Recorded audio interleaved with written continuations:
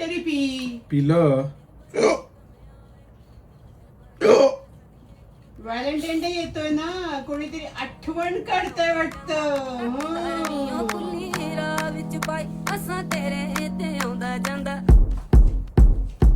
ये करण ना एक नंबर का चूतिया है.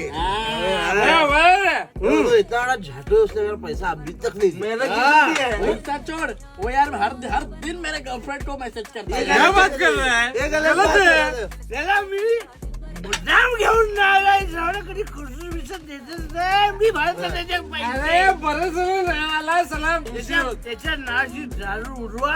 अरे बा उडली. हे जरा उत्पन्न काढले. Cheers guys. Cheers.